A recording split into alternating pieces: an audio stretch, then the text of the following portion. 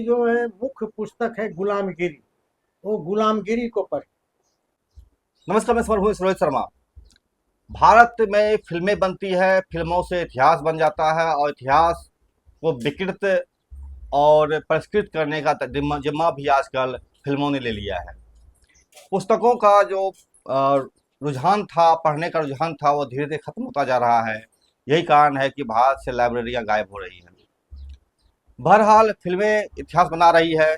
इसी क्रम में बहुत सारे चरित्रों पर फिल्म बनाने का एक नया ढर्रा शुरू हुआ है, जिसमें कि कभी संभाजी के नाम पर फिल्म बनता है छावा, तो कभी पेशवा के नाम पर बनता है फिल्म। और इसी तरीके से चीज़ों को इस तरह से परसा जा रहा है कि लगता है कि फिल्मों के जरिए ही नया इतिहास बनाया जाएगा। बहरहाल इसी कड़ी में एक फिल्म आई है फूले का। फूले 200 साल के अंदर के चरित्र थे भारत के अंदर, जो कि काफ़ी ज़्यादा समाज के में बदलाव लाने का प्रयास किया था। इन प्रयास के क्रम में उन्होंने अनेक कई सारे जो ब्राह्मणवादी तरीके का प्रवृत्तियाँ था, मसलन विधवा विवाह में मुंडन का, या फिर शिक्षा से शूद्रों को दूर करने का, या शूद्र की शब्द की जगह दलित शब्द का इस्तेमाल करने का, या कई तरह की चीज़ें उन्होंने सुधार करने का प्रयास किया था। इसी मामले में इस पर फिल्म बनाई गई थी उनके चरित्र पर। और इसका जब फिल्म बनी, इसके बाद एक विरोध का दायरा भी शुरू हुआ। यह विरोध के चलते फिल्मों के कई सारे सीन कट किए गए, कई सारे दृश्य हटाए गए, कई सारे शब्द को हटाया गया। मेरे साथ है शशिकांत प्रभात। ये इस चीज़ों के बारे में समझ रखते हैं और इस आंदोलन से जुड़े हुए भी है, जो कि यहाँ पर अम्बेडकरवादियों का एक मूवमेंट है। इसमें ललई सिंह पेरियार है, जो कि बहुत प्रमुख रहे हैं, या फिर अन्य लोग रहे हैं। हम उनसे ही बात करेंगे कि ये फूले फिल्म को वो किस तरह से देख रहे हैं और उसके क्या अच्छे और बुरे पहलू उनको नजर आते हैं। प्रभात जी, बहुत बहुत स्वागत समर भूमि में है आपका। आपका भी, आपके समझ भूमि चैनल को भी बहुत बहुत धन्यवाद। ये क्या जरूरत पड़ी फूले फिल्म बनाने का? फूले फिल्म मूल रूप से अभी जो वर्तमान परिस्थिति है, इस परिस्थिति के ऐतिहासिक चीज़ों को बदलने का मामला है। क्योंकि फूले फिल्म का जब से रिलीज होने का बात आई, उसका ट्रेलर जो है सो कि रिलीज किया गया, और हुआ कि फूले साहब के, महात्मा फूले के जन्मदिन 11 अप्रैल को यह फिल्म रिलीज की जाएगी। लेकिन इसी क्रम में जब ट्रेलर रिलीज हुआ तो यहाँ के तथाकथित मनुवादी ब्राह्मणों ने इसका विरोध किया, और यह विरोध जो है ये दिखाने के मामले में सिर्फ कि ये मनुवादी ब्राह्मण विरोध कर रहे हैं, लेकिन वास्तविकता यह है कि यह विरोध का स्वर जो है भारत में आरएसएस, राष्ट्रीय स्वयंसेवक संघ, और भारतीय जनता पार्टी का यह बहुत बड़ा साजिश और षड्यंत्र है। इसी साजिश और षड्यंत्र के तहत ब्राह्मणों के माध्यम से इस फिल्म का विरोध करवाया गया। और प्रभात जी, बताइए एक चीज़ हमको कि फूले इतना महत्वपूर्ण क्यों है? फूले की क्या विशेषता थी? फूले की मूल विशेषता थी कि यह जो है इनका सोच परिवर्तन कामी था, शोषण के खिलाफ था, अत्याचार दमन के खिलाफ था। जो उस समय के इनके समय में यहाँ जो आक्रांता यहाँ आर्य आए थे, ये आर्यों का भारत में छल कपट से यहाँ के शासन व्यवस्था पर कायम हो गया, और इस छल कपट के द्वारा यहाँ के जो मूल निवासी थे उन पर काफ़ी अत्याचार किया।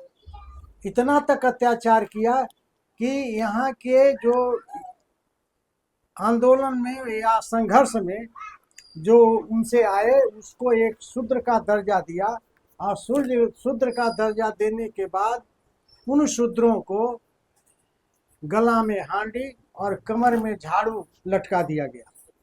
मैंने उनसे इतना घृणा और अस्पृश्यता का भावना पैदा किया गया समाज में, जो वर्णित नहीं किया जा सकता।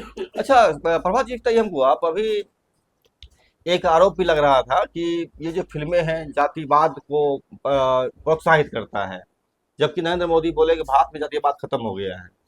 कितना लगता है कौन सच बोल रहे हैं? यह जो है नरेंद्र मोदी साहब जो हमारे प्रधानमंत्री हैं वर्तमान में, यह बिल्कुल ही गलत बोलते हैं। जातिवाद अगर कोई यहाँ जमा करके रखे हुए है, उसको पोषित और पुष्पित कर रहा है, वह यहाँ का भाजपा संगठन और उसके मातृ संगठन जो है आरएसएस, राष्ट्रीय स्वयं सेवक संघ, इसको जो है फलित और पुष्पित कर रहा है। और इसमें ब्राह्मणों का रोल अहम भूमिका है। यहाँ ब्राह्मण अगर देखा जाए तो लगभग 3-3.5% है।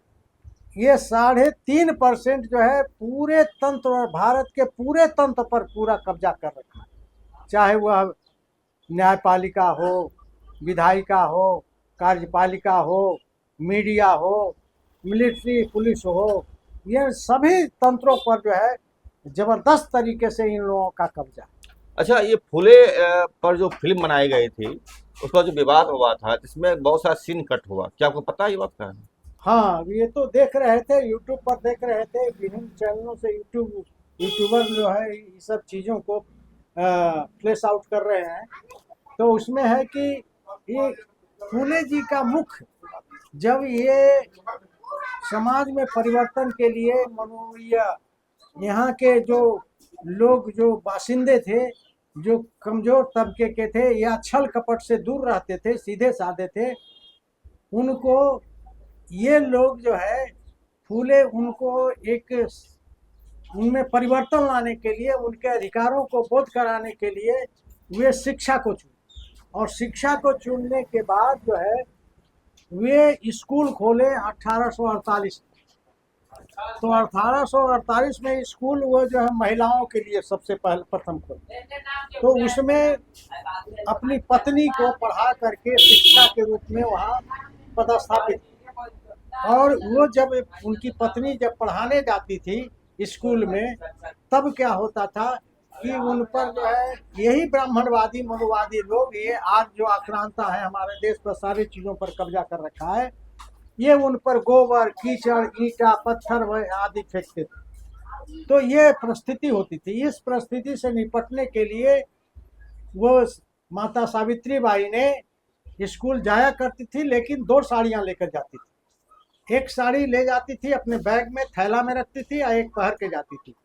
तो ये ब्राह्मणवादी है, ये आज लोग उनके बच्चे जो है बच्चों से या नौजवान कीचड़ और ये गोबर फेंकते थे, जिससे उनकी साड़ी गंदी हो जाती थी। वे दूसरा साड़ी वहाँ पहन करके के वो छात्राओं को, महिलाओं को स्कूल में पढ़ाती थी। और फिर जब पुनः पढ़ाने के स्कूल बंद करने के बाद जो आती थी तो वही गंदी साड़ी पहन करके आती थी और वो साड़ी रख लेती थी। तो ये जो मूल जो सीन है इसको कट करा दिया। और इसमें बहुत सारे शब्द हैं। उस समय पेशवाओं का पेशवाए ब्राह्मणों का राज्य था महाराष्ट्र में। वो पेशवा जो शब्द आया है, पेशवा जो अत्याचार करते थे यहाँ के मूल निवासियों पर, उन शब्द को हटा दिया।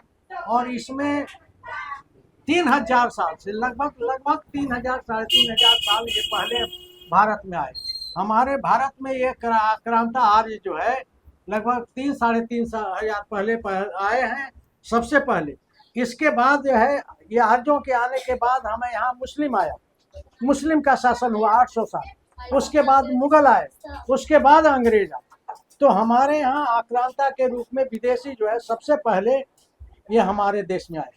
अगर इसी चीज को है तो हमारे प्रथम प्रधानमंत्री जवाहरलाल नेहरू जो है, वे अपने एक महान पुस्तक उनके द्वारा रची गई थी जिसका नाम है डिस्कवरी ऑफ इंडिया। उसमें भी यह चीज वर्णित है कि ये यहाँ के जो भी ब्राह्मणवादी हैं, आर्य हैं, यह विदेशी हैं, यहाँ इस देश के भारतवासी के निवासी नहीं है।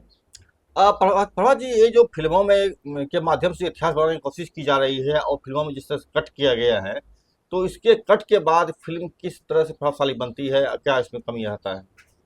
ये जो है मूल रूप से इतिहास बदलने का एक प्रक्रिया। अब इसको उदाहरण के तौर पर देखिएगा कि जब फूले साहब जब स्कूल खोले तो इनके पिताजी जो है ये पति पत्नी दोनों को घर से बाहर कर दिया, उनको कोई आसरा नहीं दिया। तो सबसे पहले फातिमा शेख भाई बहन ने इनको आसरा दिया और अपने मकान में रखे, अपने मकान में पहला स्कूल खुलवाए। और अगर यह देखा जाए तथाकथित हिंदू जो कहा जाता है, शब्द हिंदू तो कोई धर्म है नहीं, यह एक जीवन जीने की प्रक्रिया है। ये भागवत जी बोले हैं। हाँ, तो जीवन ऐसे संसद में रामविलास पासवान भी इस बात को संसद में रखे हैं, अपने भाषणों में, अपने वक्तव्य में यह स्पष्ट तौर से रखे हैं।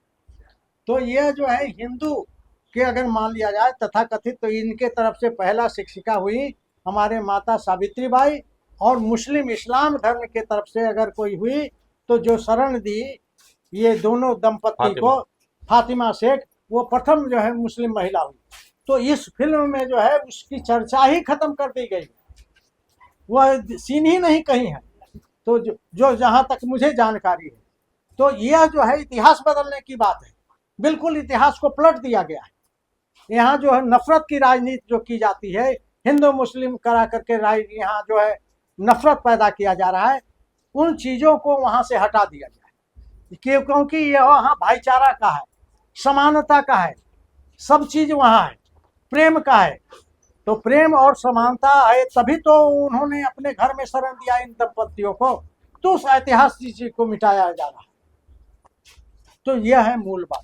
तो मतलब आप कहना चाह रहे हैं कि भारत में जिस तरह से आज हिंदू मुसलमान के नाम पर लड़ाने की कोशिश चल रही है, तो इसका जो मतलब जो मैसेज था इस फिल्म से होना चाहिए था, फुले की फिल्म से, कि हिंदू मुस्लिम कितनी बड़ी एकता थी, जिन्होंने शिक्षा का क्षेत्र शुरू किया दलित महिलाओं के लिए, दलित खास करके लोगों के लिए, उसमें से हिंदू मुस्लिम एकता की बात हटाने की कोशिश की हाँ, गई है। बिल्कुल एकता की बात को एकदम बिल्कुल इतिहास से वो, जैसे कि ये अगर फिल्म के बाद जो भी देख पाएंगे तो वो तो ये नहीं जान पाएंगे कि उनको संरक्षण कौन दिया था, पहले स्कूल कौन खुलवाए, पहला महिला इस्लाम धर्म में कौन माने शिक्षिका हुई, या तथाकथित हिंदू धर्म में कौन शिक्षिका हुई। तो इन चीजों को वहां से गायब कर दिया गया है। फुले पर कई फिल्में बनी है, उन फिल्मों में इस फिल्म में क्या अंतर है जो आप देख पा रहे हैं? इसलिए कि हम इतना स्पष्ट नहीं बोल सकते हैं कि पुरानी फिल्मों को तो हम जानते हैं कि पहला फिल्म 31 जनवरी 1954 को बना था, दूसरी फिल्म 1988 को बनी। पहला फिल्म जो है जब हमारे अंबेडकर साहब थे, बाबा साहब थे, उन्हीं के क्रम में भी यह जीवन के काल में यह बना था। तो उसको जो है प्रमोट भी किए थे उस समय हमारे अंबेडकर साहब। और तीसरी फिल्म यह जो बनी है, इस पर जो है बवाल, इसके 2 फिल्म पहले बनी, इस पर इस तरह का बवाल पैदा नहीं हुआ था। यह तो आरएसएस और बीजेपी की सोची समझी जो है साजिशपूर्ण षड्यंत्र, जिसके तहत ये चीजें किया जा रहा है और इतिहास का जो है बदला जा रहा है। जब बाबा साहब का नाम ले रहे हैं आप, अम्बेडकर साहब का, तो मैं आपको यह बताना चाहूँगा कि बाबा साहब के जो प्रतिमाएं हैं भारत में कई जगह तोड़ी जा रही है, कई जगह उनके प्रतिमाओं को नष्ट भ्रष्ट किया जा रहा है, उनके खिलाफ नारे तक लग रहे हैं। और शुरुआत में भी जब बाबा साहब थे तो उनके खिलाफ पुतले जलाए गए थे, आरएसएस के लोगों ने जलाया था, हिंदू महासभा वगैरह। तो क्या देख पा रहे हैं, अम्बेडकर का विरोध कर रहे हैं लोग, फुले का विरोध कर रहे हैं, तो क्या लगता है क्या चल रहा है देश में अभी? यहाँ जो है दोहरी नीति चल रही है आर्यों का या मनुवादी ब्राह्मणवादियों का, या ऐसे दूसरे रूप में कहे तो आरएसएस और बीजेपी को दोहरा स्वरूप आ रहा है। एक तरफ आप देखिएगा कि हर मामले में फूले की जयंती हो, अंबेडकर की जयंती हो, बुद्ध की जयंती हो, ऐसे ऐसे पेरियार की, ये लोग मना रहे हैं। ये तथाकथित इतिहास बदलने वाले दिखावे के रूप में, लेकिन वास्तविकता में है कि हमारे बाबा साहेब अंबेडकर की मूर्तियां पूरे भारत में तोड़ी जा रही है, उनको जो है सो कोई मैंने बेइज्जत किया जा रहा है उनकी मूर्तियों को। और हमारे देश में जो अंबेडकर को मानते हैं मूल निवासी, या जो आर्य भी कुछ ऐसे हैं जो इन चीज़ों को मानते हैं। उस समय जैसे फूले के समय, हमारे महात्मा फूले के समय कुछ ब्राह्मणों ने ही साथ दिया था और इनको आगे मैंने प्रोत्साहित करने का काम किया था। जैसे हमारे बाबा साहेब को भी प्रोत्साहित किया था ब्राह्मणों ने, कुछ ब्राह्मणों ने या कुछ राजे रजवाड़े ने इनको प्रोत्साहित करके शिक्षित किया, ये महान हुए। हाँ, एक चीज और भी था, बाबा साहब जब मनुस्मृति जलाए थे, जलाने वाले में बाबा साहब तो नहीं थे, बाबा साहब के साथ में एक ब्राह्मण ही था जो मनुस्मृति को जलाए थे। हाँ, ये तो भी एक बाबा खबर है। साहब के साथ में वो ब्राह्मण था, लेकिन बाबा साहब न्याय थे, उसमें कोई दो मत नहीं है। बाबा साहब के साथ, लेकिन उनका साथ उनको प्रोत्साहित कर रहे थे, उनके कार्यों को, उनके सोच का, उनके सिद्धांतों का वो प्रोत्साहित कर रहे थे कि यही सही है हमारे देश के विकास के लिए, देश जो वासी हैं उनके विकास के लिए ये बहुत जरूरी है, इसलिए वो प्रोत्साहित कर रहे थे। इसलिए इस विवाद के दरमियान में जब एक ब्राह्मण है, अनुराग कश्यप, जब उन्होंने बयान दिया ब्राह्मणवाद पर मुद्द देंगे, तो उस पर काफी विरोध हुआ ब्राह्मणों ने किया, और उन्होंने जो कि बहन बेटियों को भी साथ में रेप करने का, थ्रेटनिंग देने का प्रयास किया गया। ये भी एक बड़ा चीज रहा है। बहरहाल हम इसी चाहेंगे आपसे हम कि आप में दर्शकों को फिल्म देखने के लिए, फिल्म के माध्यम से जो मैसेज जा रहा है उसको, और मूल ऐतिहासिक किताबें पढ़ने जो है उसमें, उसको किसको आप प्रमोट करना चाहेंगे, किताब या फिल्म? हम प्रमोट करना चाहेंगे जो मुख्य जो पुस्तकें हैं, पुस्तकों को पढ़ने के लिए हम जितने भी हमारे देश के मूल निवासी हैं या इस विचारधारा के जो लोग हैं, हम उन सबों को ये प्रोत्साहित करेंगे कि आप पुस्तक से अध्ययन कीजिए, वही सही आपको रास्ता दिखाएगा, सही ऐतिहासिक चीज़ों को दिखा पाएगा, न कि यह फिल्म दिखा पाएगा। अगर आप इन हो अगर, तो मैं जानना चाहूँगा कि मेरे दर्शकों को कुछ किताब का नाम सजेस्ट कर सकते हैं जो किताब की पढ़ना ज़्यादा जरूरी है इस मामले में, फूले के संदर्भ में? सबसे पहले फूले की जो है मुख्य पुस्तक है गुलामगिरी, वो गुलामगिरी को पढ़े। गुलामगिरी को पढ़ने के बाद ये किताब फूले ही लिखे हैं? हाँ, फूले के द्वारा लिखी गई है पुस्तकें, यह पुस्तक, और इसको पढ़ें। ऐसे हमारे फूले साहब के द्वारा बहुत सारे, महात्मा फूले के द्वारा लिखी गई है, लेकिन मूल जो है गुलामगिरी को जरूर पढ़ें, उसके बाद ही अन्य किताब को पढ़ें। बहुत बहुत शुक्रिया आपका प्रभात जी, आपने दर्शकों को बताया। और मैं दर्शकों को कहना चाहूँगा कि फिल्म एक मनोरंजन का दायरा होता है, लेकिन वह एक विक्षिप्त किया गया, प्रक्षिप्त किया गया चीज होता है, जिसको कि काट काट करके ग्राह्य बनाने की कोशिश की जाती है वर्तमान परिस्थिति के हिसाब से। लेकिन ऐतिहासिक पुस्तक जो होती है, जो महात्मा फुले ने खुद लिखा है, उन किताबों को पढ़ना ज़्यादा ही जरूरी है उनको समझने के लिए फिल्मों के बनिस्बत। हम दर्शकों को ये जरूर कहना चाहेंगे कि फिल्म देखें, जरूर देखें, लेकिन फिल्म के साथ साथ महात्मा फुले की जो किताबें हैं, उनके जीवन पर लिखी गई किताबें हैं, या अन्य लोगों ने लिखा है, अम्बेडकर साहब को या अन्य लोगों को जो है जरूर पढ़ें। और इसी के साथ हम आपसे विदा लेते हैं। आपको भी बहुत बहुत धन्यवाद, आपने वक्त निकाला प्रभात जी, और हमारे साथ लाइक कीजिए, सब्सक्राइब कीजिए, शेयर कीजिए और हमसे जुड़े रहिए। बहुत बहुत धन्यवाद आपको भी, आपके समरभूमि को भी बहुत बहुत धन्यवाद कि इस माध्यम से आप जो है मूल निवासियों की बातों को जो है आप पहुंचा रहे हैं मूल निवासियों के पास, इसके लिए बहुत बहुत धन्यवाद। और एक बात और हम इसमें जोड़ना चाहेंगे कि फूले साहब की जो जीवनी है उसको भी अवश्य पढ़ें गुलामगिरी के साथ। जी।